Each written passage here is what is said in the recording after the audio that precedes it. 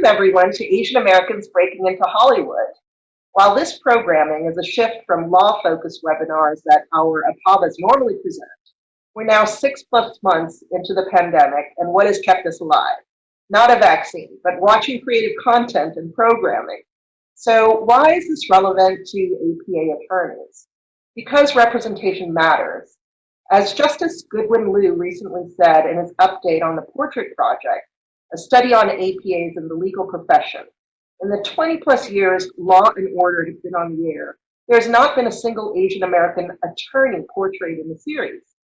So we have an amazing panel of APA content creators, filmmakers, directors, and legal counsel supporting behind the scenes. Moderating our very own Michael Wu, Chief Legal Officer of Madewell, and my boss and Chief Legal Recruiter of the Armin Agency, Raj Nichani.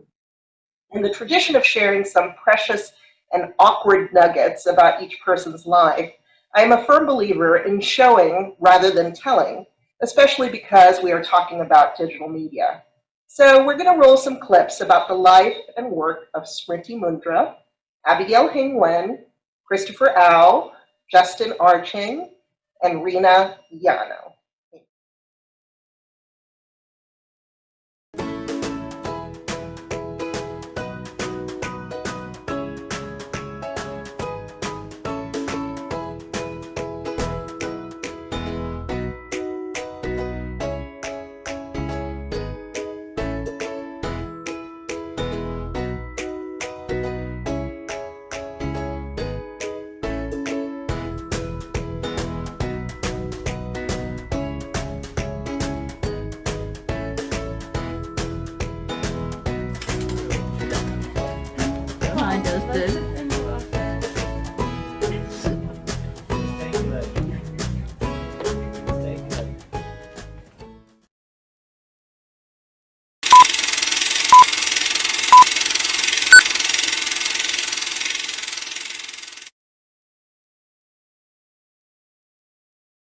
And today we're joined by Abigail Hing, author of Love Boat Taipei. Thanks so much for being here. Yeah. Thank you. It's great to be here. Can you tell us a little bit about the book? Yeah, so Love Boat Taipei follows the journey of a character named Ever Wong, whose parents send her from Ohio to Taipei to study Mandarin for the summer. So to her parents, this is a strict language and cultural training program, but to most teenagers, it's actually the infamous Love Boat, where there are no rules, kids dropped off in a foreign country with no supervision, and they go crazy in the best of ways. Sounds like a fun time. It's a blast. Taipei is hot and crowded and muggy, but my roommate Sophie is nice, which almost makes up for the fact that my parents shipped me off for the summer to study Mandarin and get ready for pre-med, and definitely not to dance. Sophie takes me to eat the best street food I've ever had, and we browse the markets trying on the kinds of clothes that would give my mom heart palpitations. But she's not here, and Sophie says we're going clubbing, so I break the first Wong family rule and shamefully pay for my new corset and miniskirt. A few hours later, I lose my shoe before diving into the cab that brings us to Club Kiss. Than I've ever been.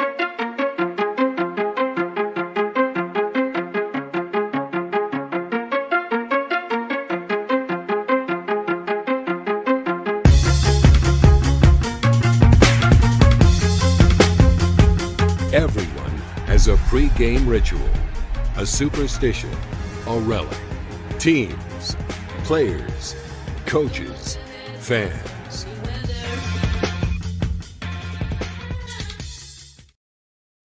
The J School's mission is to empower underrepresented communities to tell their story in their own voices. We're a production company that's really focused on, marginalized groups, i.e., people of color, women, the LGBT plus community, and frankly, a lot of others that I don't think we always talk about.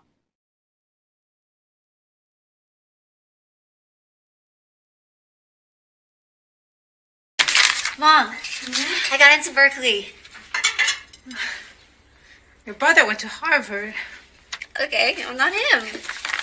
No, you're not. Why do you say that like it's a bad thing? Sorry if I'm too hard on you. It's just Mrs. Chan, both her daughters went to Princeton.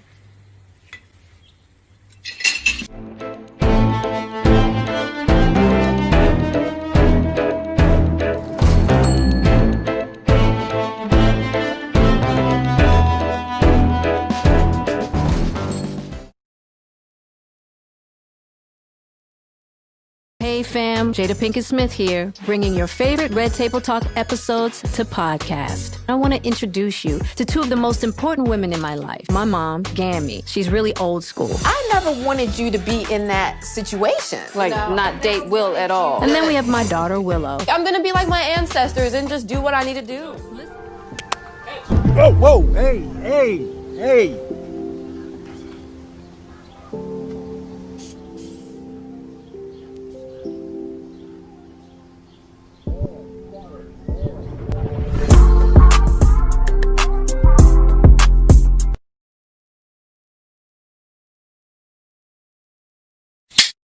The biggest expectations my parents had for me were to be a good person and to get married.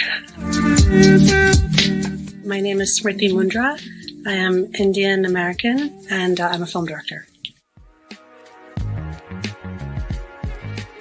I was raised by a filmmaker. My father was a director, so I was raised with, a lot of love of art and cinema and storytelling. So fickle-minded and fussy, and I'm here to help them. In India, the marriages, they are between two families. So the parents guide their children, and that is the work of a matchmaker. Oh, do we have to see our husbands all the time? Is that a thing that people have to do? Because I'd rather not, I think. I love being a lawyer. Yeah, absolutely love it. I'm like, that's weird. Okay. Do you like being a lawyer? No, not particularly. Can you spell your name? Superman. I was 5. You ain't 5 though. You ain't 5 to what day? August. August 9th. Something else happened on August 9th when you was born. What happened? We all know somebody that's kind of been down the road that we've been down. If you would have told me 4 years ago that I'd be a state representative, I probably would have cussed you out about 3 different languages. Thank you, Bonnie. What terrific videos and pictures for the introduction. So thank you so much for putting that together. This afternoon, we'll be addressing Asian American representation in the entertainment industry and our panelists' experience in the field. We believe this panel is particularly relevant and important to our membership in light of the pandemic. Unfortunately, the coronavirus has become a virus of hate, with significant increases in physical and verbal abuse of Asian Americans, which has been exacerbated by the current administration with its blame game on China and calling the virus the Chinese Wuhan virus or even Kung flu. As the Kapapa President-elect Timothy Wong stated during our planning for this program, in light of the prejudice Asian Americans are facing during the pandemic, we need to think about representation in America in every sense of the word. The view of Asian Americans as perpetual foreigners cannot be changed without more and better representation in pop culture and on the screen. All right, we're going to go to our questions now for our panelists. Please describe your professional background and career trajectory in the entertainment industry, and we'll start with Abigail. Great. Well, thank you. Thank you so much for having me. It's really great to be here with everyone. And I love that video clip that was pulled together. Really, really amazing work, Bonnie. So I think I know there are a lot of attorneys at this particular event, so that's where I'll start. I did go to law school. I studied government at Harvard, took 2 years off to work on Capitol Hill for the Senate Judiciary Committee and the House of Representatives, and then I went to law school at Columbia. Went back to DC, clerked on the DC circuit, and started practicing law. So I had a Wall Street, Washington, DC regulatory practice. A couple years later, I moved out to California, and then went in-house to work in a venture fund as a lawyer. Since then, I've kind of moved out of law. Probably, I would say, like officially moved out of law about a year ago when I transitioned more to the business side, working with our artificial intelligence business unit and doing some incubation of new technologies, as well as a lot of speaking actually on artificial intelligence and thinking about the policy and ethics of AI. I'm actually today just launched the first episode of the AI podcast for my company, which I'm excited to take on. But throughout that time period, I was also writing, creative writing for many, many years. So I wrote for 12 years. I started actually when I was pregnant with my second child and on maternity leave from Sullivan and Cromwell. And during that time, it was before Crazy Rich Asians, before The Farewell, before Hamilton even opened up the world for more diverse storytellers. So it was very hard to break in. I wrote 5 novels along the way. A couple of them came close at big publishing houses, and I couldn't get through marketing. Marketing just didn't know how to place them. So fast forward to about 2 years ago, Love Boat Taipei was my 5th novel. And I did feel like it was a different novel, different than the other ones I'd written. It was actually the first one where I felt like I was allowed to write an Asian American girl as the main character. And that was thanks to my MFA program at Vermont College of Fine Arts, where they actually started they were part of starting the We Need Diverse Books movement, and they encouraged me to just really find my own voice and to write the stories that were me. So Love Boat Taipei, it ended up going to auction with the houses, and HarperCollins. We decided to go with HarperCollins because they had the biggest vision for not just this book, but my other books and my career overall. So it came out in January, hit the New York Times list for multiple weeks. Barnes & Noble picked it up for the Young Adult Book Club, and I ended up getting to talk to many people in Hollywood. So it was an exciting time. We had a number of producers interested in working with us, so we ended up choosing Ace Entertainment, who did a fantastic job with Jenny Hans, To All the Boys I've Loved Before. And, especially at the time that she was coming out, she ended up bringing To All the Boys I Loved Before to Ace, and they had her, it was important to them to keep her Asian American main character. And so, that was something that was important to me too. So now here I am. I'm executive producing for the film with the team. It's a fantastic team. And we are just kind of taking the next steps forward in development. And my hope is that we'll see these 30 different Asian American characters on the screen, representing all sorts, all walks of life, all personalities, because that's who we are as a community. Well, I'm looking forward to Abigail, since I was on that trip years and years ago, back in the Stone Ages. All right, Chris, how about you? Hey, everyone. So I grew up in the Midwest as one of the only Asian kids in my school and in my community. But in high school, I made friends through a shared love of movies. So I would be at the movie theater, almost every Friday night just watching Hollywood films. But it was so rare to see Asian faces on screen. So when I went to college, I went to Yale and I majored in film studies. And I wanted to tell stories that put Asian Americans front and center. So all of my early scripts and student films had Asian American leads. But my path to making Bulge Bracket was, kind of a winding road. Earlier in my career, I was a producer at Fox Sports Net, where I directed and produced commercials for the network and won an Emmy. And after that, I went to business school and spent almost a decade working in digital media. So I led business development and partnerships for AOL and its portfolio of news sites like Huffington Post and TechCrunch. And throughout this time, though, I was, writing, at night when I could find time.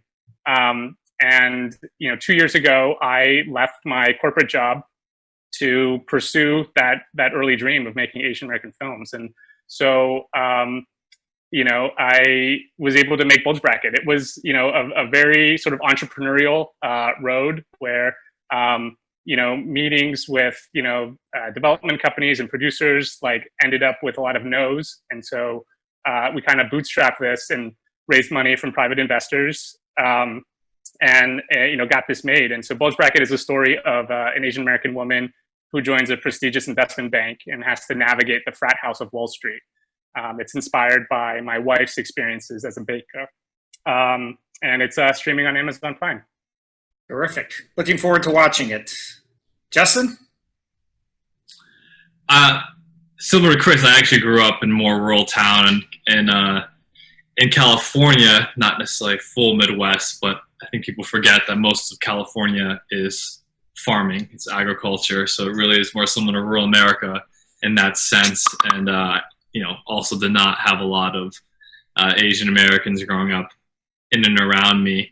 I got into filmmaking, again, let's say I got into storytelling after, unfortunately, not to be a bummer, I had a really good friend who we lost to suicide when I was 17, and writing was my coping mechanism. And so I went into college very depressed and was sort of saved by this community of artists who showed me how like art can be therapy.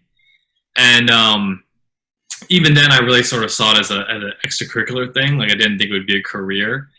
I did try to find ways to be a professional storyteller in maybe a non-traditional way. Like I remember seeing a lot of professors at the time and realizing that, you know, these professors wrote books, they went on speaking tours, and so sort of form of storytelling that was more accessible. And I applied and I won the scholarship to get a PhD. So I was on this track that was completely different. And then the then chairman of the Walt Disney Company, the then chairman of Walt Disney Studios, who was an alum of my college, came to speak. And I was completely blown away and went up to him afterwards, as you do, and tried to give him my elevator pitch with really nothing to stand on. I mean, I had no experience at all. And for whatever reason, he saw something in me and got me my first internship at the Walt Disney Company and kind of punched my ticket. And I quite literally, from like the premiere of Toy Story 3, I called up my scholarship advisor and told her that I was very sorry and that I knew I was burning a bridge, but that I would like have to give all the scholarship money back, and I was quitting that to pursue a different dream. And so I never looked back since. I worked in the first round of YouTube originals back in the turn of the decade, I guess, when we were launching Vice and BuzzFeed Video and a lot of those folks, and had the joy of being part of that really exciting kind of first wave of the streaming media we now know to be today.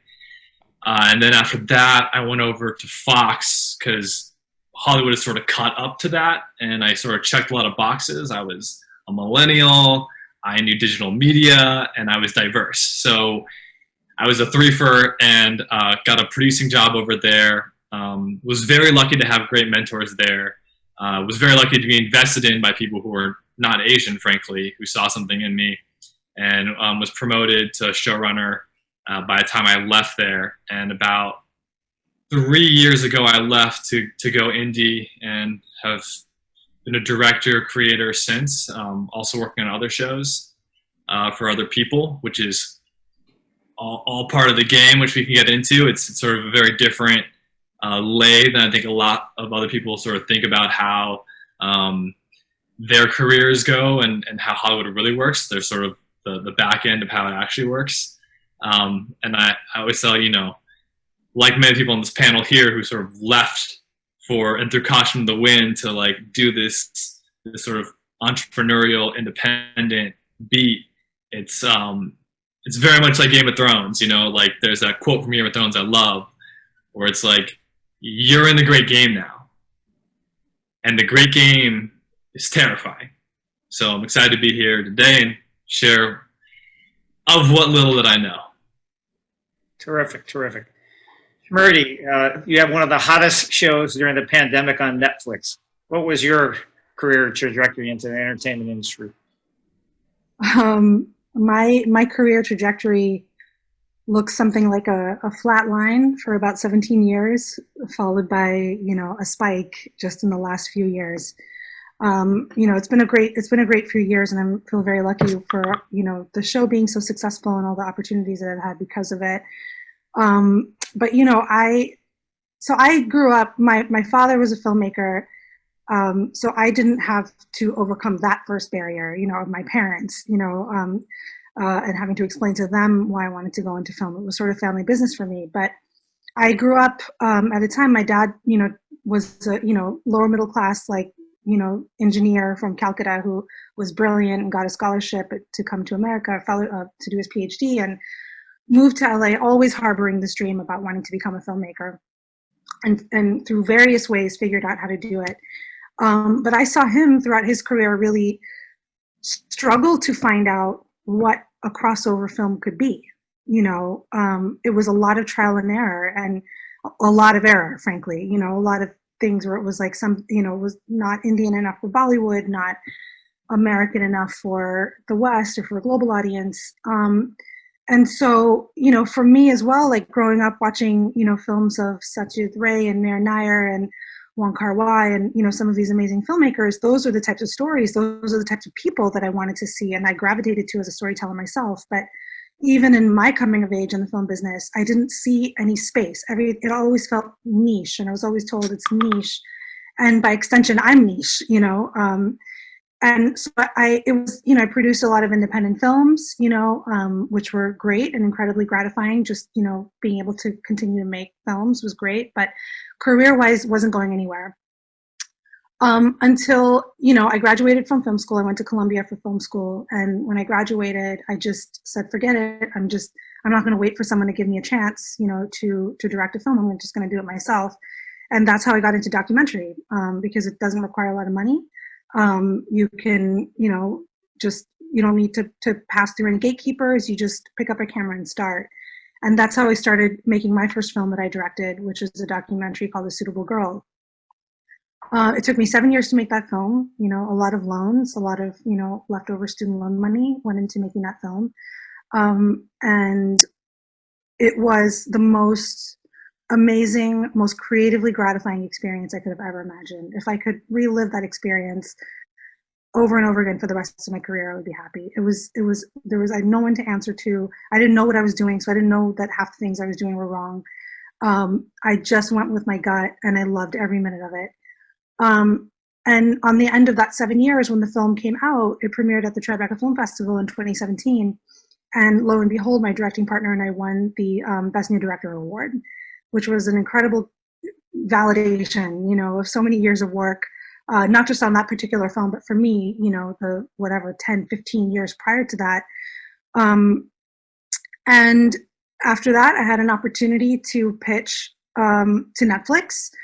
Netflix at the time was really starting to aggressively pursue global content in a way that, you know, they had sort of dipped their toe into before, but around 2017, 2018 was when Bela Bajaria, actually, a South Asian woman, came to run the international originals division.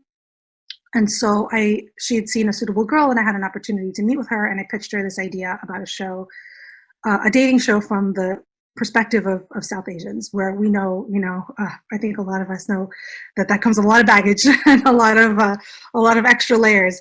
And, you know, I knew Seema Taparia, Seema from Mumbai, if you've seen the show, you know her. I've known her for a long time. She was a big part of A Suitable Girl. She was my matchmaker even before that. So I pitched a show on her. I thought there's this whole world to be tapped into. And we haven't seen a dating show from a culturally specific point of view for a global audience. She immediately got it. It, you know, like Justin said, it hit a lot of, you know, checked a lot of boxes for her too, because, and for her colleagues at Netflix, because it was both specific to India, which was a market that they were not, at that point very aggressively pursuing and ramping up original content in, but it also had the potential to be a global, you know, like have global appeal. And it was the first, I had pitched that show. I had pitched the show that eventually became Indian Matchmaking. I pitched that show 10 years ago. When I first met Seema. And at the time I pitched it to a huge, you know, producer. And at the time I was told, that's an interesting idea. It could work if the matchmaker comes and works with American clients. And I think we all know when someone says American, what they mean is not us. They mean white people, basically. So I said no thank you to that, and luckily had the opportunity to pitch the show again to Bela, who immediately got it, who understood, you know, from a very specific perspective what I was talking about, what I was going for, and all the potential there was, you know, for a show like this, and the fact that people were going to watch it. It was an immediate yes. It was like the easiest sell I've ever had in my career. Of course, it took a long time, you know, as we were discussing pre-call, it took a long time to actually figure out how to make the show and get all the pieces together and go into production. But it was a gamble for Netflix, and one I'm really thankful has paid off, not only in terms of viewers and, you know, all the people that are watching and loving the show, but also in terms of the conversations it's starting. Really important conversations about representation in media, including a lot of the criticism of the show, which I think is great and very welcome. And as someone who grew up with only Apu, you know, and one or two other, you know, people who looked like me or somewhat like me on TV, the fact that we're at a place now where we're getting more nuanced and more demanding about what a representation should be, I think is a huge win. And I love engaging with those conversations, and I look forward that now that we've broken down that door, to push it even further. Like, what are we going to do in season 2? What more shows can we have? What else has been left on the table all of these years, all of these decades, that now people are waking up to and saying, oh, this isn't so niche anymore. This actually can make money. This actually can be a hit worldwide amongst all kinds of people. So that's really what, I think not only my show, but a lot of other shows and films have done, especially in recent years. And I really look forward to seeing what comes next. Great, terrific. Rina? Hi, everyone. I'm happy to be here with such a distinguished panel of guests. So I started, I went to law school in the Midwest. I went to Washington University School of Law. And I always knew that I probably wanted to work in-house at some sort of corporate environment, preferably at like an entertainment studio. But I wasn't really sure how to get there, especially being in the Midwest, and kind of the connections that my law school had were at law firms in the Midwest. So essentially, I decided that, I probably needed to be trained as a lawyer, and that going to a law firm was probably the next path. So I ended up working at law firms in New York and Los Angeles, corporate transactional lawyer, doing, secured transactions and financings and general corporate matters. I'm really grateful for my time at the law firm, because it really did give me a lot of great training. And I think law firms are more built to training younger associates. There's a system in place where like the mid-year or the senior lawyers or the partners help out the younger attorneys and, help them with their markups, and you get a lot of feedback. And so, extremely grateful for my time at the law firm, but I just knew that that wasn't really a path that I wanted to do as far as my long-term career objectives. By that time, I was living back in Los Angeles, and had a great interest in entertainment in general. There's opportunities in Los Angeles with the studios being here. So I just remember, after I kind of made up my mind that I was going to leave the law firm life, I just really was heads down with respect to networking and trying to find that next opportunity. And basically, I just tried to talk to everybody who would talk to me about their careers in entertainment, whether that would be my parents' friends or friends of friends, just anyone who would talk to me. And luckily, it was an acquaintance of mine who had a friend who recently had gone in-house to Sony Pictures. And basically I just cold emailed her and kind of explained to her my situation and offered to take her out to lunch. We went out to lunch. She was a lovely person. She's actually still, she was a mentor to me back then, and she's a great friend to me now. And she told me about her job at Sony Pictures, being working in the digital entertainment as a lawyer.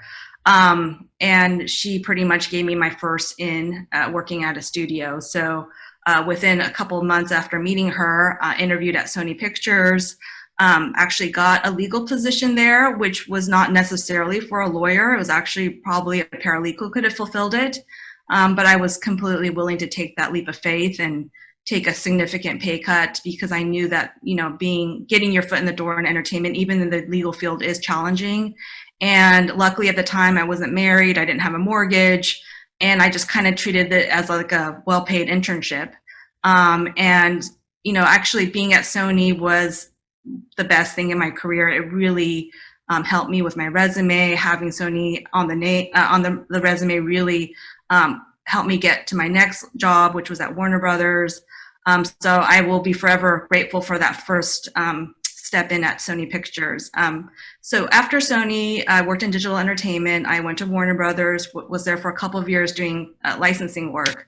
And then after Warner Brothers, the bulk of my career was at The Wonderful Company, which is a company based in Los Angeles. They do consumer packaged goods and a lot of food products like Wonderful Pistachios and Palm Wonderful. And, it's just a very entrepreneurial company. So I pretty much, at that place, I serviced the marketing and advertising group. And so I became very familiar with digital and TV commercial production, worked on a lot of high profile Super Bowl campaigns, influencer marketing campaigns. And so I got a lot of great experience on the brand side. And after 11 years at the wonderful company, I moved over to a company called Kin, which is a digital entertainment company focused on women's lifestyle content. I went there because it was a startup. It was content that I love, which was women's lifestyle entertainment, which pretty much was like cooking shows and makeup and DIY and crafting and house decor. And the thought that I can watch that content as part of my job was really exciting to me. So after 2 years at Kin, the company pivoted, and they started focusing on working with traditional TV talent. Kind of talent who was, relevant at one point on television, but wanted to kind of reignite their careers again on digital. So we worked with a lot of talent to kind of get their perspective and voice on digital. So we worked with the likes of like Tia Mowry and Adrienne Houghton from The Real and Jeannie Mai from The Real as well, and pretty much help them establish their digital presence. And I really enjoyed that aspect of my job because, especially working with that talent, it was, women of color, and bringing in like fresh perspectives on digital. And I was really especially proud when Jeannie Mai launched her channel because, just as an Asian American woman, I hadn't really seen that sort of rawness and transparency and kind of her mother is on the show a lot, and that relationship with the mother and daughter. And she's very open. And so she really gave a lot of herself on the show. And so I was especially proud of working on that show. After a couple of years at Kin, I moved over to my current job, which is at Westbrook. I'm head of business and legal affairs there. Westbrook is a company that was founded by Will Smith and Jada Pinkett Smith in 2019. So we're a fairly new company. And essentially, we do everything from digital entertainment, media. We also have a studio arm where we do traditional film and television.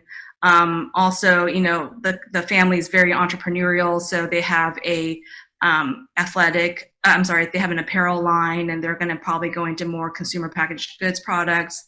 Interesting enough, I started that job during quarantine. So I still haven't met many of my coworkers. So everything has kind of been on Zoom, but it's been really exciting. Even in the last few short months I've been there, we've announced that Will Smith and the cast from Fresh Prince of Bel-Air is going to be doing a 30th reunion on HBO Max, which I'm currently working on. There's going to be Bel-Air, which is a drama version of the Fresh Prince of Bel-Air that was just announced, and it's going to be streaming on Peacock. We also made a show that Will Smith had done on Facebook Watch called The Bucket List, and one of the episodes he was actually swimming with sharks. And that episode then later became a full hour episode for Shark Week on Discovery Channel. So there's just a lot of interesting transitions from digital to linear that the company is doing. So far it's been an exciting ride. Perfect. All right, Chris, and any other panelists, if you'd like to weigh in as well, please do so. Chris, what's your advice to APAs who aspire to have a career in the entertainment industry? Yeah, I'd say, go for it. If you like being creative, if you like writing, just keep doing it. Find time during the day, in the morning or at night or during your lunch break. The more you write, the more you hone your voice. You can look at examples like, me and Abigail, who, spent years just writing at night before anyone, really kind of noticed our work. But I'd also say, like, to an audience of lawyers, especially, like, hey, we need people with your skill set in entertainment. People who are smart and detail oriented and good with contracts and can get things done, So we need attorneys, but then I feel like with those skill sets, like, lawyers would make great producers, in my opinion. So you can consider that too. Anyone else on the panel? All right. Smriti, what was your most disappointing professional experience, and what did you learn from it? I don't know if I can narrow it down to one. That's a really good question. It's hard to, in retrospect, now, being very happy and feeling so blessed with where I am and how things are going, it's hard to look at anything as a disappointment, because I feel like in some ways everything has led me to here and now, and I'm very happy where I am now. But I think if there's one thing I could say, it's that it took me so long to believe in my own voice as a storyteller. I think for a long time, I worked in service of other filmmakers, of directors and writers, as a producer, thinking that nobody really would care what I had to say as a storyteller, or would care about a story that I had to tell. This was, of course, reinforced by the industry that, took many, many chances on Caucasian men and rendered the rest of us niche. And it really took it took me starting A Suitable Girl, for lack of, it was 2009 when I graduated from film school, and there was, we were in the midst of, the recession, and there was no money, and I couldn't raise money independently to make a film. And it really just took that, disappointment, of not being able to get my own, fiction film financed, for me to push me into documentary and nonfiction.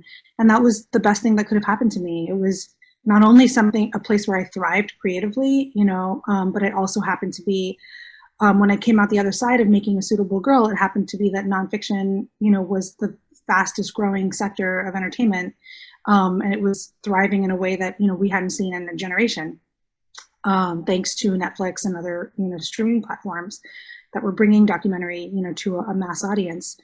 And I think that really allowed, between that and, of course, like all of the streaming platforms really trying to take over the world, essentially, created like the fertile ground, for me to have the career that I have now. And, there's still many, many more mountains to climb. But I think that was probably, something I learned, was to believe that I believe in my voice, believe that I had something to say. And even if the industry is not ready to hear it, and, even if, in the face of many, many objections, you hold on to your belief, and eventually your preparation will meet, the industry's awareness and opportunity, and things will start to happen. And when they happen very quickly. So yeah, I think that's, something. And then the thing that really has sustained me over all of these years has been finding my community, within film. I'm now a very proud member of many groups, from ADOC, which is a group of Asians in documentary and nonfiction, to Time's Up A+, which is the APAC group of Time's Up, to networking with Center for Asian American Media, to Brown Girls Doc Mafia. There's Film Fatales. There's many groups now for people who have traditionally been niche or marginalized in the industry to network and build power in numbers. So that's something. And also, honestly, like it's a great place of solace when things aren't going well, because you have like-minded people who will be there to support you and uplift you. So I think if there was any advice that I could give to anyone, it's find your community and hold on for dear life. Okay, great. Justin, what's the most valuable advice you've received since breaking into the entertainment industry? I think that creatively, the best advice I ever got was to slow down. And I want to draw a distinction between that and hard charging and pressing to beat down the door for opportunities and representation. I literally mean the creative process as you develop voice, as you develop your style. Creative people are very fast, and because of that, I think you sometimes trip over yourself because you're just so eager. And I think if you're able to slow down, you can focus on, for one, mastering craft, which at any point in time when you're able to get that opportunity, you can actually show up and feel like you're ready to step into that and not be exposed. And I know that there's a lot of, as an aside, I know there's a lot of subtext to that, that, people of color, women have to work twice as hard to get half as far, and always feel like they have to be over prepared for these opportunities. But I do think actually entertainment, more than most, you want to not feel like once you do get that shot, that you're underprepared for it. But also, aside from, again, the mastery of the skill itself, I also think that personally, to feel at peace with the ideas and to feel like that you really, in your heart of hearts, believe in them. Not just that they're an idea that in the very moment you feel like you're going to run with because you're riffing, but an idea that over the prolonged time it takes to do a project. I mean, before we all hopped on the call, like all the panelists were talking about development hell. Like a fast project goes in 2 years. 3 years is like pretty still on the average to fast side, but a lot of projects take 5-10 years. And so because of that, you really have to be in love with the project to the point where you're going to last through that war of attrition.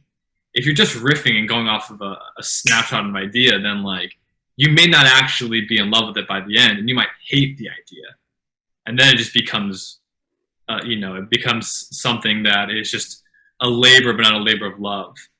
And I think that's something that I thought was very telling, that I got this advice both from two different sources. One was from a very high-level music executive who's now ventured off into film and television, Scooter Braun, who's best known for like discovering Justin Bieber and managing Kanye. And then the second person was my therapist, who quite literally was like, yeah, you need to just like take it down a notch and like let some of these things like lock in to some kind of step, some kind of rhythm before, you just end up spiraling out. So I think that's like a really, like, I think that it's so hard to kind of have that cognitive distance sometimes. You're like, you want to move so fast because you want to win and you want to get to an idea before someone else gets to. Indian matchmaking, I think about like what I have such an admiration for that show of is like cracking an idea that has been out there in the zeitgeist for a while, but she was the one who cracked it, and that's such a hard thing to do. And you have this anxiety, for 10 years to sit on an idea like that, having pitched it once before, I'm sure, feeling someone else is going to beat you to it. But if you're able to disassociate, again, the pitching and the opportunity from like the skills building, I think that's really, really important.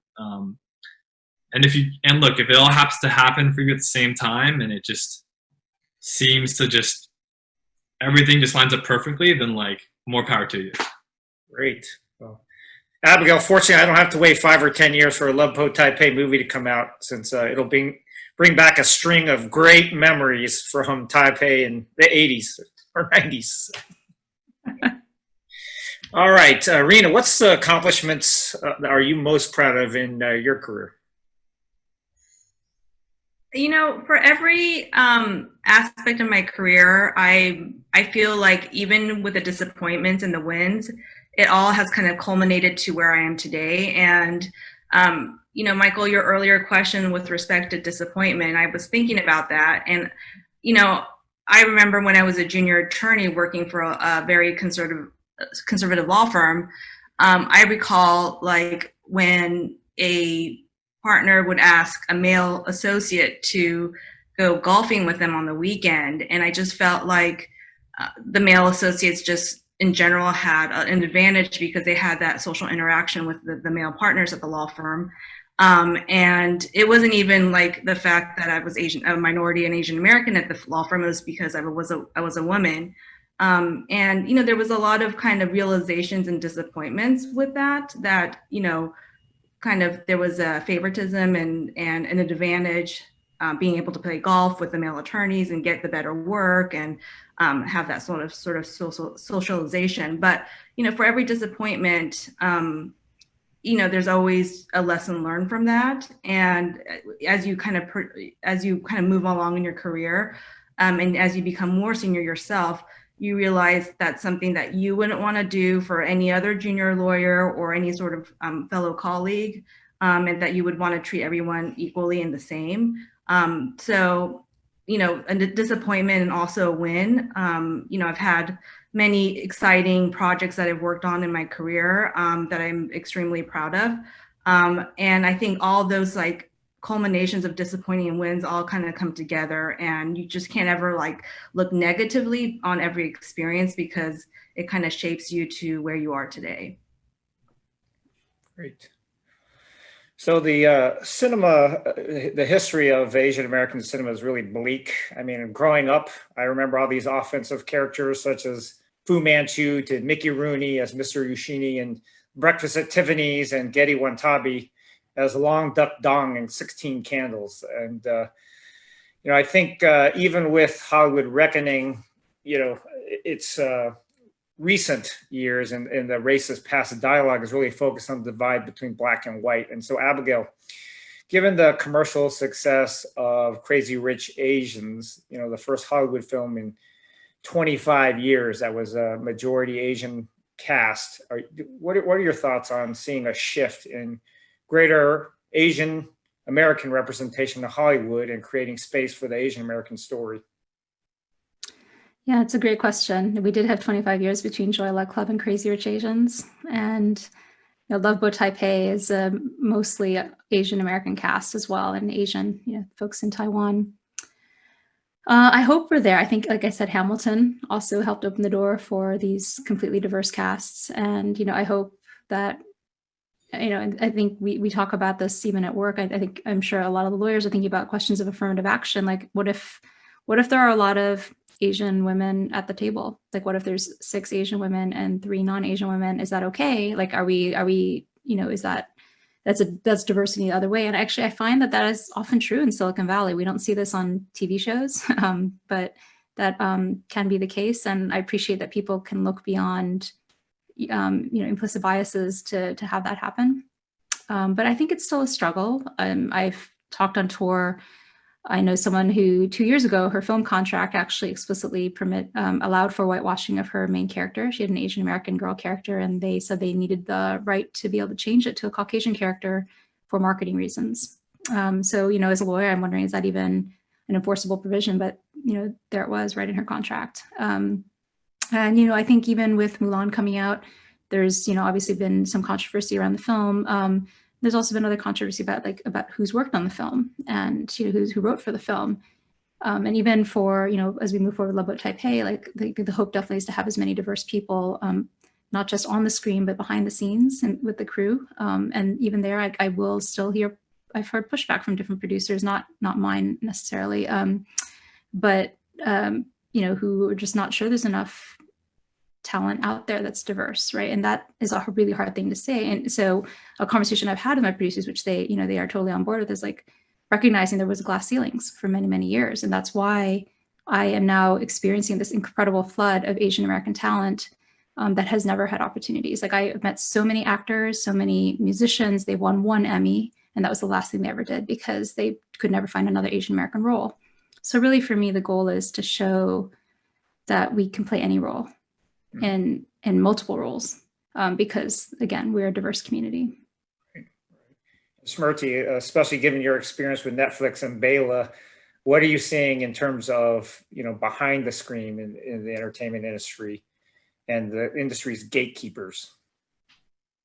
I am uncharacteristically optimistic. I think there's obviously a lot of work remains to be done, but I see the old studio and TV network and cable TV model starting to feel like, it's on an iceberg floating away from us, and there's this new world of all of these streaming platforms that are not making content decisions based on the gut instinct of some older white executive sitting at the top, but based on actual numbers and data and algorithms and recognizing, opening their eyes and seeing that, there's, 1.4 billion people, in India, there's so many people in China and other parts of the world, Latin America, et cetera. And how are we going to service this audience, or we're going to lose them? Somebody's going to get to that before, first, and everyone wants to be first. So I've seen personally, at least, just in now working on my 3rd project with Netflix, that they are very committed and very aware of the world outside of the United States. And they are very committed to hyper serving that those audiences with culturally specific, authentic content. Now, does it always work out that way in translation? No. There's, that we're still sort of in this evolution process, and there's still, Netflix still has certain people that they work with and that they can entrust with big shows, certain directors, certain executives, certain producers, things like that. And that is still slowly turning over, to being a predominantly white and, mostly white male demographic to people who are more like us, like all of us on this call, who are out there working independently, proving ourselves, and then getting the opportunities. It's something that I think we have to keep pushing for, though. The work is by no means done. And for me, now where I am personally is at a place where, I've sort of crossed that Rubicon, of being someone who's gone from completely independent and invisible and working in my own silo to somebody who, I have a, Academy Award nomination, I have a hit show on a platform. And so I start to get those calls, right? Whenever there's something, like any type of Indian content or sometimes often, just stuff that's not white, I'm on the short list of people that they call. But the short list is too short. I should not be getting half the opportunities that come my way. There should be many, many more of me.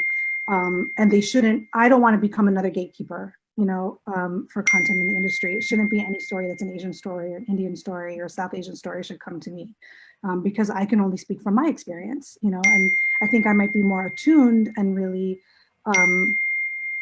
understanding of what my lane is and what my lane isn't than I think generations prior. But there should be a lot more of us. And honestly, that's something that I'm, trying to do and very committed to baking into like my way of working is to strengthen the bench and bring in more emerging filmmakers and partner with emerging filmmakers, use whatever leverage and capital that I have to bring more emerging filmmakers into the fold as producers, as directors, and that's why I now, coming back to the legal thing, is I'm working with my lawyers to actually write into my contracts that if you want me, then I get to bring one key creative person, at least one person contractually with me, whether it's a lead producer or a co-director. And that's the only way I think we're going to get beyond this sort of like token, there's an associate producer or an editor or a production assistant or somebody, to people who are like us, at the key decision maker level. And that's something that I really,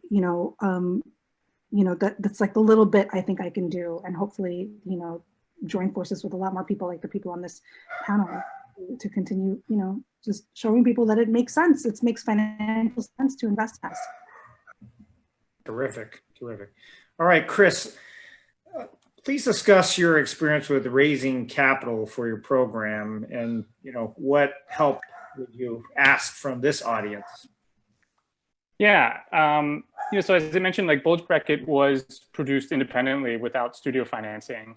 And so, my wife Cindy and I, put together a business plan and a slick pitch deck, and we went out and pitched, VCs and bankers that we knew. And all these professional investors said no. And so then we went and asked our richest friends. And so it was people, like you guys in the audience, like lawyers, doctors, software engineers, the people who have the jobs that make our parents proud.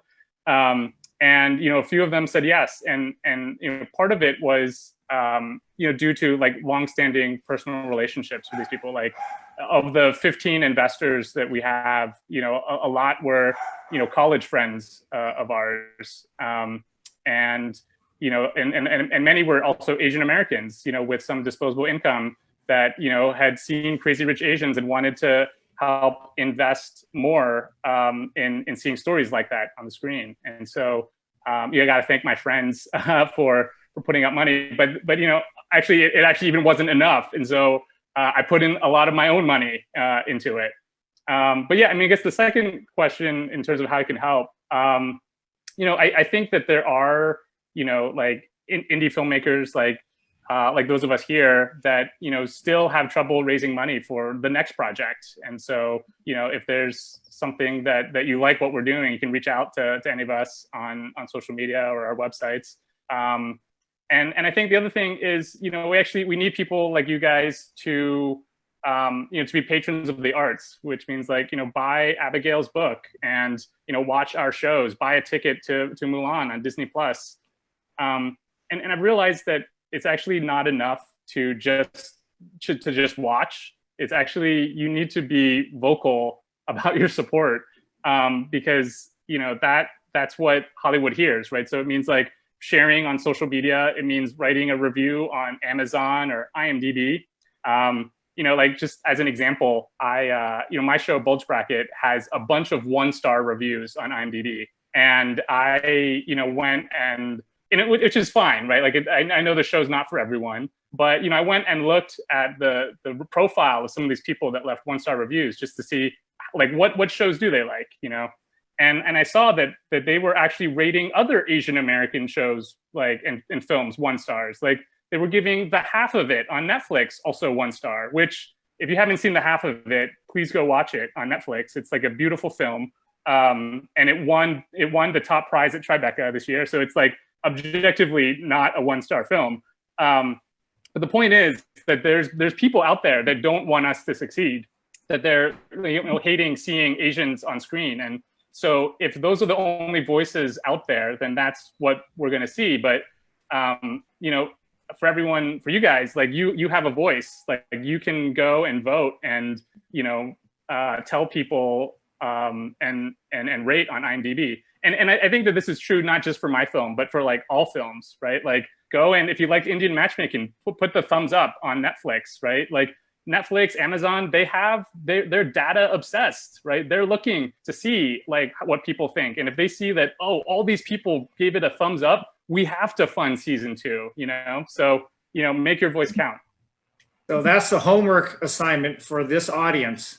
Everyone has to watch Bulge Bracket, Indian Matchmaking, purchase Love Boat Taipei, and give it 5-star ratings. So, all right, we're going to turn it over to Raj now, who's going to take over the second half of moderating the panel. Hey, everybody. So I'm going to dig in a little bit and talk about some of you individually. And I did do some research on all of you, and you have very impressive backgrounds and website and just everything to Facebook to Instagrams. And so I applaud you guys for all of that. But let's start with Abigail, if that's okay, which is in my bottom left. I feel like this is like musical squares over here. All right, how did you transition from being in the career of a big law firm like Sullivan and Cromwell, Gibson Dunn, to becoming a New York Times bestseller author for Love Boat Taipei? How was that transition? Yeah, I talked about this a bit on tour, and I would say there's 2 critical moments in my career that were pivotal. One is when I decided not to be a law professor. So that was a big choice for me. I'd kind of done everything along that path. And I actually didn't know I was going to be a law professor until I kind of started checking all the boxes for that. So I went to these accredited law school. I clerked on the DC Circuit. Before that, I was a senior editor for the Columbia Law Review, and I'd written an article that had actually won a national award. And so the next step after that, after 2 years at Sullivan and Cromwell, would be to write another article and then go out in the market for that legal job. And what I found is I just couldn't bring myself to do it. I could not write another article that coming from me would move the needle for nobody. 5 people were going to read it. But instead I had this idea for a fantasy novel in my head. And my husband was very encouraging. He said, you're really excited about this fantasy novel that you're thinking about. Why don't you just go for it? So that's what I did. During my maternity leave with my second child, I was supposed to write that article. And what I did instead was write this fantasy novel. And it wasn't easy. It definitely wasn't easy, especially like I would go to law parties and everyone would be talking about, clerkship, or like even like the thing that was closest to me was this person who'd written Underneath Their Robes, which is a blog about the Supreme Court. And, even then I would mention my fantasy novel, people's eyes would glaze over. But over time, I started to find other people who were like me. So my first critique partner, I.W. Gregoria, she's published 2 books now. I met her at a conference for writers, and she was actually a urologist at Stanford. And so we were both kind of the same. We were like, high-powered careers, secretly writing young adult novels. So the second big decision for me was when I decided to leave big law. So I had kind of stayed on Sullivan and Cromwell, Gibson Dunn, and I knew that I wanted to write. I also was raising 2 children, and I decided to go in-house to Intel Capital. And that was one of the hardest decisions of my career. even though like in retrospect, it looks like it turned out well, like at that moment I was making that choice, a lot of the law firm partners would say, they were telling me, it's like retiring, you'll never be able to come back to a law firm again. Like all the big corporate work happens here at the law firm. This is where the board work is done. And that was true, right? I was working with the CEOs of public companies doing M&A deals and financings, and as well as, startup company and venture capital financings. So I went in-house and, I felt like I'd stepped off that track. And there were good things and there were hard things. So the good parts were that I got to work with like amazing startup companies. It's the bread and butter of Silicon Valley. So like really cool new technologies. The hard part was I got buried in the corporation. I was no longer like in those boardroom meetings. And for many years since I was raising my kids and I was writing my novels, I was okay with that. But there came a point when I tried to get promoted and I was working with people who didn't know who I was. They just didn't see me. And that was kind of a big shock to me. I always thought I was a leader. I'd done all this leadership work, both in college, law school, and in my law firm. And to realize I was with these people who they didn't actually, they could not compute like an Asian woman, a young, especially because I look young, as many Asian Americans do, they couldn't compute that I would be leading things. And actually there was an incident where somebody was challenging my right to lead projects. And I actually had to say to this person, like, you've never worked with me. Like, where is this coming from? And he's like, you know what, you're right. I've never worked with you, but the people who do this, they've been doing it for 20 years, right? And so he had like all these reasons why I wasn't supposed to be running this project. And my manager had to go to bat for me. And there was another Asian woman in the department who also had to go to bat for me. And like, that was probably the lowest point of my career when I was like, did I make the wrong choice going to a place where people didn't know who I was or understand me? And I gave all that up for the writing and then, meanwhile, the writing wasn't going anywhere. But then everything changed and Love Boat Taipei took off. I had a couple really important senior champions for me in my company. And I think when people ask me what changed in that moment, I think it's that I just kept putting myself out there. I kept putting out my novels and trying to find like the right partners. And all this rejection comes, but with the rejections, you get closer and closer to the people who resonate with you and what you stand for. And I think that was true at work, where I did find really important senior champions who protected me and felt like what I was trying to do was important and they wanted to elevate my voice. And then that was true in the creative world too. So now I think I'm at a place where I'm trying to bring the two worlds together. I think what I stand for is wanting to talk about important issues that are going to shape the future of our world. So I do that with the Artificial Intelligence podcast, talking about the future of AI, about bias in algorithms, about the applications of AI to the developing world and to minority communities. And then with the film, it's the same kind of thinking about like changing the way we think about leadership, about representation, about whose stories are important to be told. And then I have a couple more film projects in the works, apart from Love Boat Taipei, that I'm really excited about. And so I think over time I'm going to be moving more towards in that direction, but wanting to bring the technology piece to bear on that, since that's, again, what's uniquely me, what I can bring to the table.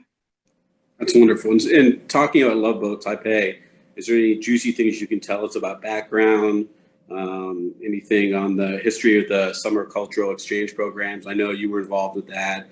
We know Michael was involved with that, but he won't tell us anything about his stuff. So we'll come to you for it. Well, I do want to hear Michael's stories. I did attend the program. Thousands of Asian Americans have attended this program. And what I say at the beginning of my novels, I actually thank Valerie So, who is the filmmaker for the documentary Love Boat Taiwan that came out in 2019. So it was kind of a very well-kept secret in the Asian American community for many years, but you'd go to parties and everybody, people like, oh, you want a love boat? And, all these secrets would come out about things that people did. And so it's been really fun for me to share about like this unique cultural experience, partly because I felt like it was a quintessentially Asian American experience in some ways to go abroad and have this like experience with your parents' culture and reconnecting with it and finding out what that means to you and making it your own. But also it was a chance to show like the fun side of Asian Americans, like the side of us that for some reason is not portrayed in the media, like these guys who are jocks and these guys who are artists and these people are going out and going clubbing and getting drunk and making stupid decisions about love and relationships and falling in love and getting back on their feet when they've made mistakes and, being really whole people inside and out and, humanizing Asian Americans in a way that for some reason doesn't always come through in modern media. So it ended up being a really incredible vehicle that I didn't expect. I think I was just trying to tell like a fun story about an experience that we had in our community.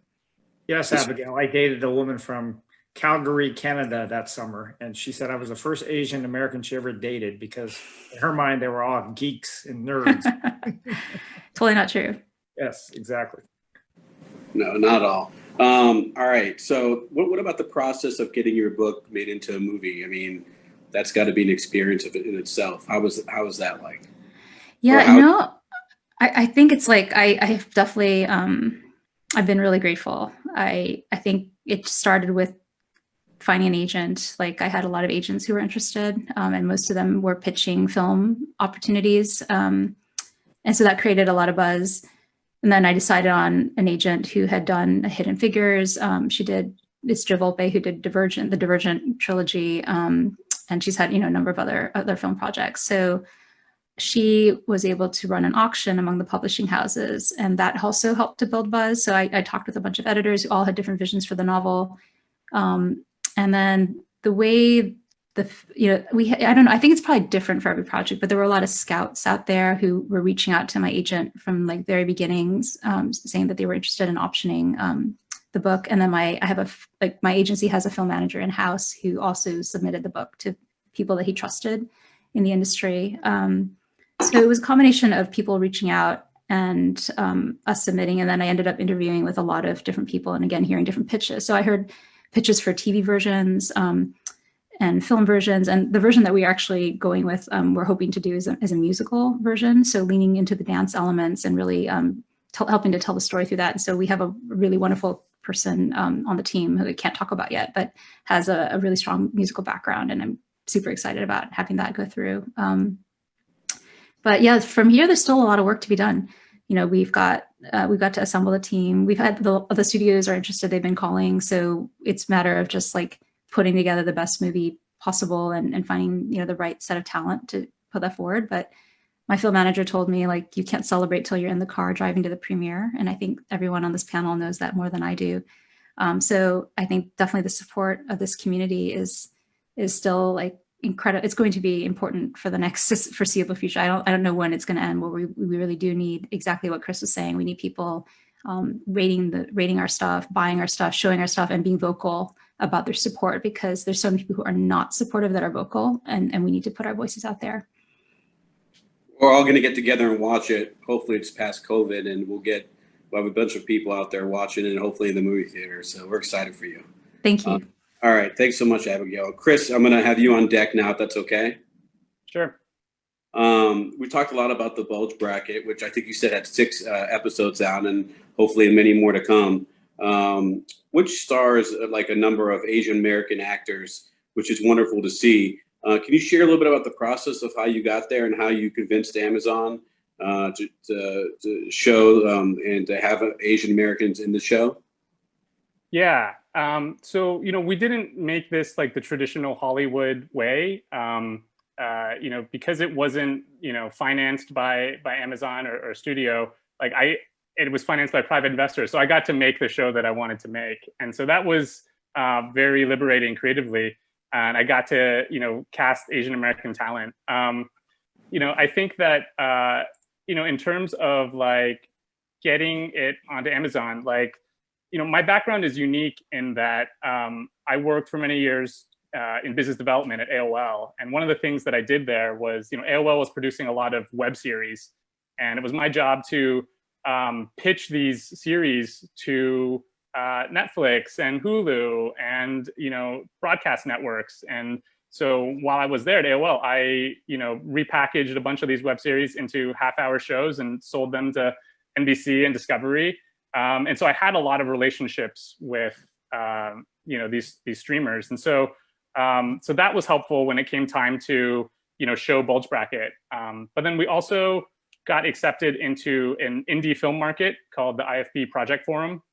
And IFP was great because they set up dozens of one-on-one meetings for me during 1 week in New York, where I got to meet with, distributors and financiers and companies that were, it was like a warm intro. They had already been familiar with the work. And so I got to show everyone the finished product. And it was just a matter of, seeing if anyone would like it.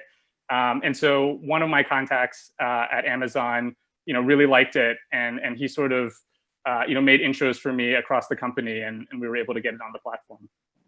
That's wonderful. So it's good. I mean, I guess we all should be, promoting the Bulge Bracket and hitting it with 5 stars and not 1 star. So I'll be doing that. I know on my off time. Any challenges with casting and directing the show?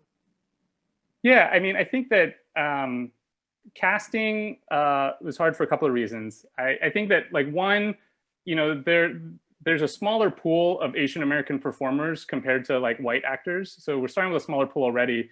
And then 2, like many of the more well-known Asian American actors, were already shooting like other films, or they frequently get, asked for like guest roles on, Hawaii Five-0 or Magnum PI and such. And so, like, we had, one story is we had like a well-known actor who, had been a series regular on a network show. We were close to signing him for a role, but then, about 10 days before shooting, he was like, sorry, I got to take this guest role on a network show. And it's like, I can't fault him for that, because, working one day, on a network show was going to pay him way more than like working a full week on an indie project like Bulge Bracket. But, I think that scheduling is always a challenge. And then, for me, I directed commercials, but this was my first like narrative project. And so I think people may have been hesitant at wanting to work with a first-time filmmaker. But, the kind of the name talent that we were able to get, like Jessica Van, who was in Soul Searching, and Lanny June, who was in Baby Driver, and Leonard Wu, like the 3 of them, we were able to get, just through personal relationships. It turned out that my brother-in-law had been a film student at USC, and he had done short films, working with all 3 of those actors like early in their careers, and had kept in touch with them. And so he was able to make those intros, and they are, those actors are still very supportive of like, Asian American indie film. And so we were able to kind of elevate the project that way by getting them on board. So it's not what you know, it's who you know. Yeah, actually. All right. Thanks, Chris. I really appreciate it. Justin, you're on the hot seat. It was good. All right. Let's start off by talking a little bit about your accomplishments. You've cut your teeth with Disney, YouTube, launching Vice, Awesomeness TV, doing some things with Jay-Z. But now your heart and soul is really at the J School. Can you tell us a little bit about the J School and what you've been doing with it? Yeah, I mean, look, when I left Fox as a showrunner a couple of years ago, like I really wanted to get back into the storytelling I was most passionate about, which is stories about all of us, but also in an intersectional way that opens up the iris a little bit more, talk about people of color more broadly, but also within their own contexts, women, the LGBTQ community, religious minorities, and the like. I think that I grew up in this very intersectional way. Like I grew up in like rural America in a Black and brown community surrounded by like self-proclaimed redneck white folk. My parents, my dad grew up in the Jim Crow South. There are great pictures of him and living under segregation there, where the threat of the Klan and the lynch mob was a constant reality. And my mom grew up on a U.S. naval base in Japan. So they actually grew up very intersectional themselves. And like I said, sort of the inciting incident of my story, my friend who passed away, like she was a young Latina woman who very much felt like she had to escape this world because of the pressures within our community, pressures outside of our community. And so a lot of these communities are very, it's very personal to me. And I think that's really important. I think this is sort of this almost now over-quoted line from Bong Joon-ho when he was channeling Martin Scorsese to say that like what is most personal is most creative. And so when you have all these things happen, when you have your best friend come out to you in college, like it's just your life, right? And that made me realize how we are not all one thing. And I think what I'm hoping in this next generation of Asian American media is that we are able to get out of just the single lanes. I think, a lot of the stories feel like they have to be very one way and very almost like playing off of the trope or the stereotypes or subverting them directly, as opposed to just like a show where people just happen to be Asian. I think that we're still very much in this zone of like, well, they have to be Asian for a reason. And I think that's very important, right? That's why I'm saying it's not about eliminating those things or moving away from them. It's about opening up the iris and saying, okay, well, like, you can watch something where a character has all the reason in the world to be an identity, but at the same time, you can also watch something where it just happens to reflect the palette of the world, or the palette of America. And, I think someone said really early on, like, why aren't there a lot of like Asian lawyers on Law and Order? It's like, yeah, it's a really fucking good question. Like, that just happens to be, what the composition of a lot of the legal community looks like. That should be okay. They don't have to have a reason. It doesn't have to be a Chinatown crime or a South Asian, South New Jersey crime for it to be somehow, necessitating that. And I'm hoping that, I think, to echo something that Chris said, now I kind of come from a different world in terms of the way my career has gone. And in some ways, I feel very blessed by it, that a lot of my world is what we call pre-selling, which is like a very inside baseball jargony term to say, like, we don't deficit finance or independently finance a project. We take a project out to market and we look to sell it to a distributor, like off of the pitch, basically. And so I've sold to Amazon, I've sold to Food Network, I've developed for Netflix, I've developed, speaking of like, disappointments, the one that got away for me, my Moby Dick, is this project I developed with Steven Spielberg's company a couple of years ago that, as an aside, did not end up working out because of like geopolitics at the highest level, because now China and the US don't get along anymore. And so you can't do US-Chinese projects the same way. It's a whole other story. My punchline being here, like, I'm used to this world where you have to make the sale off of this pitch. And so you don't always have the freedoms to do a lot of the things that I wish I could do, including staffing. I think it was, mentioned, like, I don't think people realize when we staff up our own shows, even, like, we don't even have that ability. Like, that's in the contracts, there's a clause that says subject to network or studio approval. So you don't even really get to make some of those own decisions. And I admire people who, and so let alone like casting decisions. So I admire people like Chris who are able to go out and raise that money independently.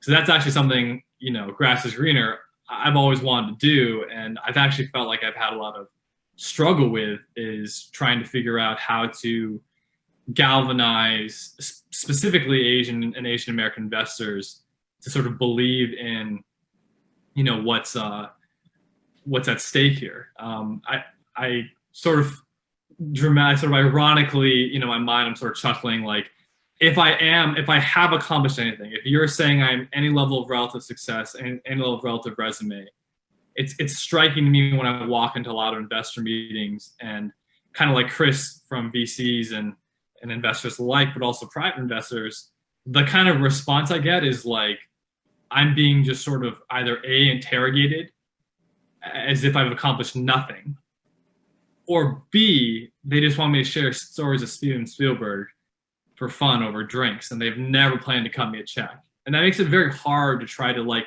then have the creative freedom without that capital to make some of these decisions, to try to push the envelope forward, because of the fact that, I have to always be able to go to a place and try to convince them to do something they've never done before.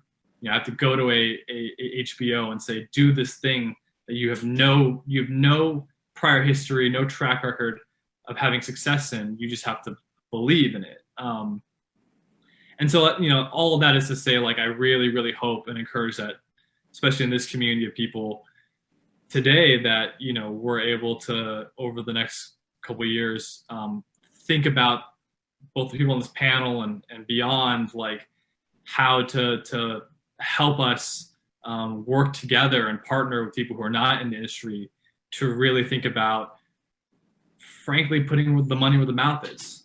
And I know it sounds maybe a little bold to say on this panel here, but it's easy, I think, for all of us to talk about what our dreams are and how hard we work to get to this point.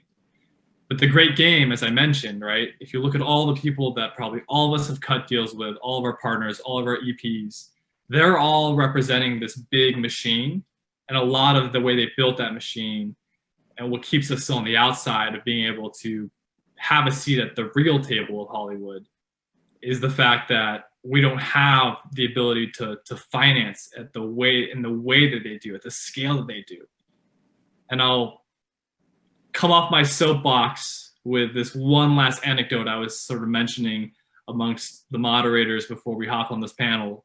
We were kind of prepping, last week. And it's something that it almost breaks my heart because I don't know how to respond to it yet. Before COVID hit, I was out there on the campaign trail trying to raise capital for projects, trying to raise capital for overhead. And I had this moment where, of course, when COVID hit, a lot of people are suffering, a lot of people don't even have jobs, but that meant that I wasn't going to be able to raise money. And there was this sort of dramatic twist of irony that I ended up getting more money out of my SBA disaster loan than I did from any single Asian American investor I ever talked to after a year of pitching. And that hurts me, right? It hurts my soul. And it doesn't just hurt me as one human being. It makes me think about the kind of consequences in the landscape of that when I can get more money from this administration's government in disaster than I did when I was flourishing, going out there with playing my strongest hand. So again, off soapbox, I just had to say that piece because I do really hope that those in the audience who don't necessarily cross the boundary into becoming creatives themselves will want to work with us to help be real partners in bringing these ideas to life, that they'll start to think about the equity piece of diversity, equity, inclusion.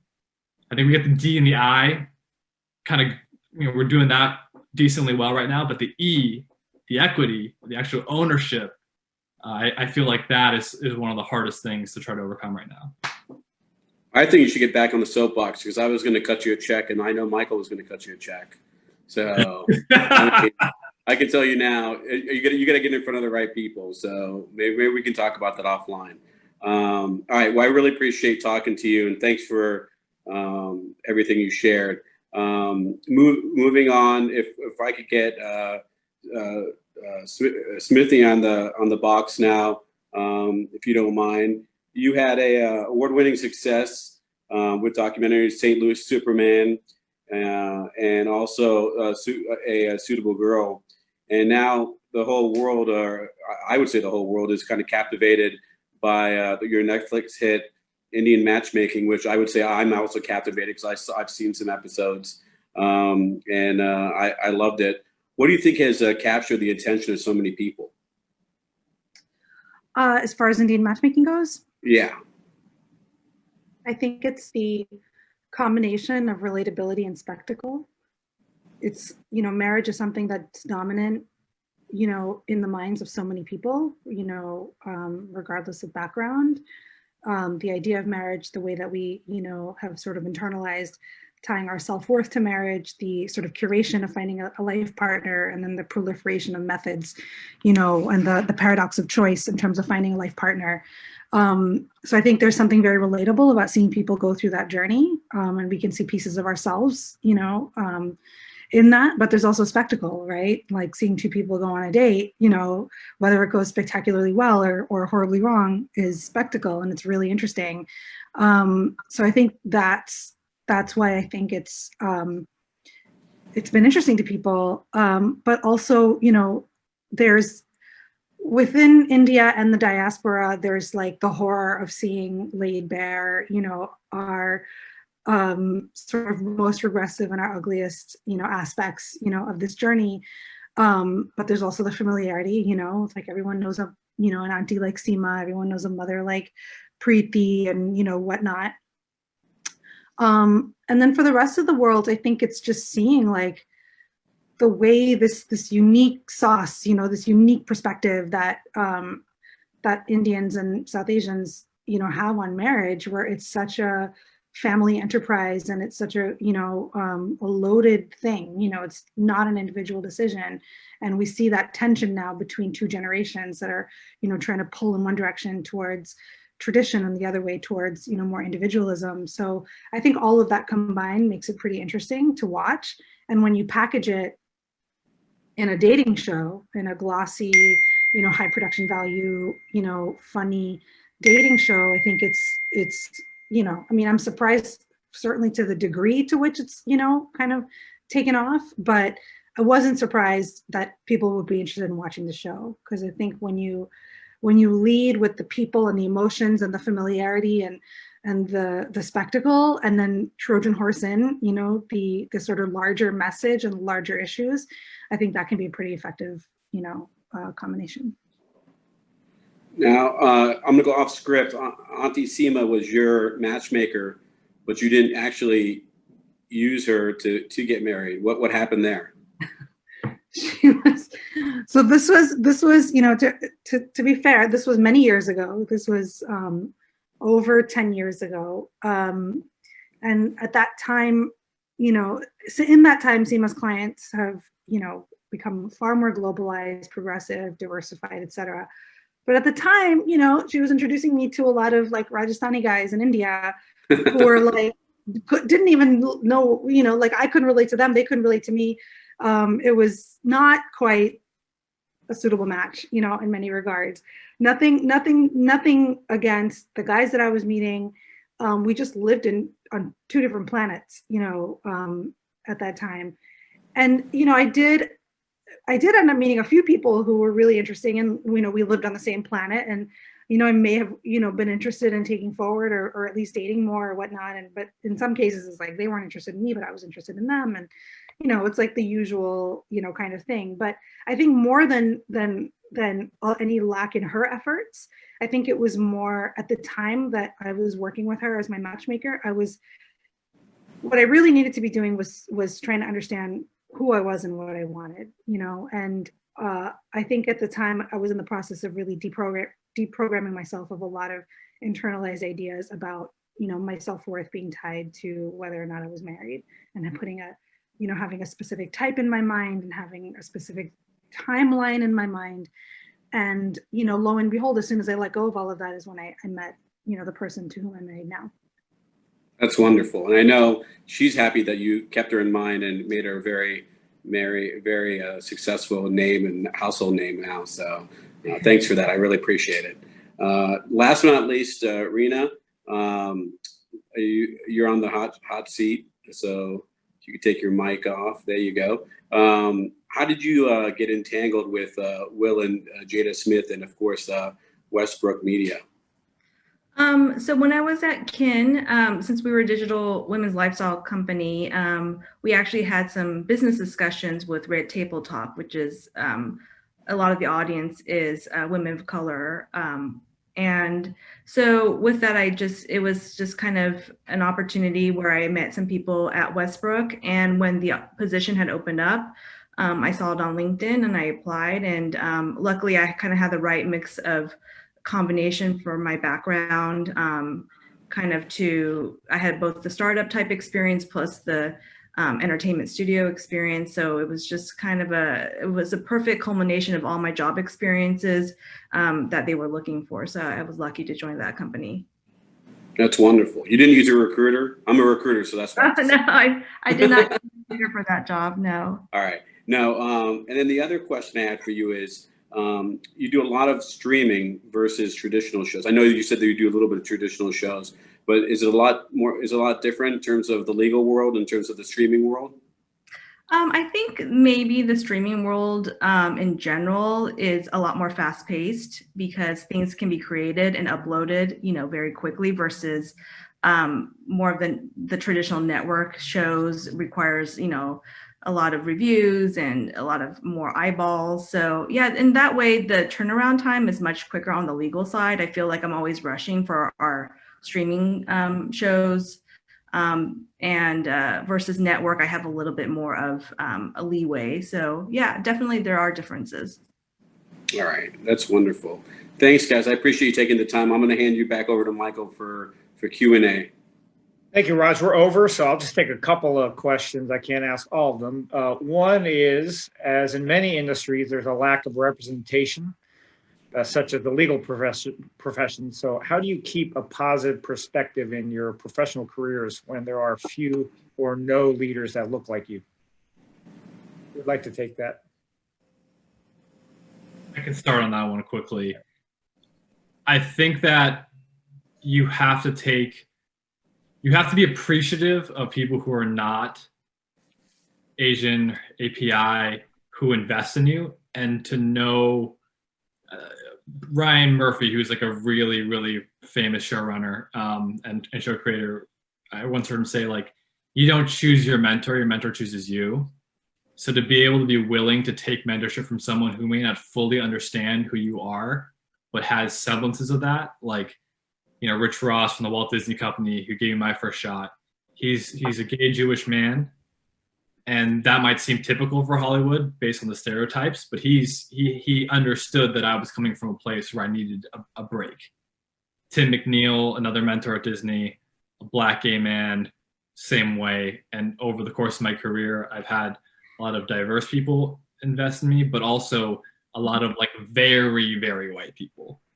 And I think you need to not kowtow to them. Like, don't be apologetic for who you are. I've always tried to check those people when they still recede into, you know, inappropriate comments. But I think that to be allergic to that may be a little bit of a mistake.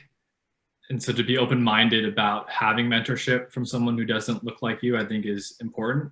And then I think on the flip of that, it can be very hard for sure to not have people who look like you who can give that mentorship. So when you do find those opportunities, I think being forthright with them and saying, like, you know, I remember Sung Kang, when I worked on that car show with him, he was at the peak of his powers, you know, the Asian guy from Fast and the Furious, if you don't know him. And I just like said to him, man, I was like, look, like, I never thought we'd ever work together. Like, you were some guy who was like this deity to me. And I was just like some kid watching you as your career blew up. So like, it's really important to me. It's really meaningful to me. I think the reason why we still have that connection today is because I just sort of was vulnerable with him and I said that to him. I'm sure not everyone is as touchy-feely as I am, but I think that like that kind of honesty is really helpful in those situations. Yeah, I completely agree with everything that Justin said. And I think I would add that, you know, one of the challenges for us is that we're still relatively new immigrants to this country. And so we don't have a lot of people in senior leadership. You know, that's partly because of being more recent, but also because of bamboo ceilings for the generation that came before us. So I think being able to help each other is really important. And the way we are able to help each other is we have to be open with each other about what we need. And so I would say, like, a couple of years ago, my Asian American girlfriends and I started talking about how we were all struggling to move into leadership.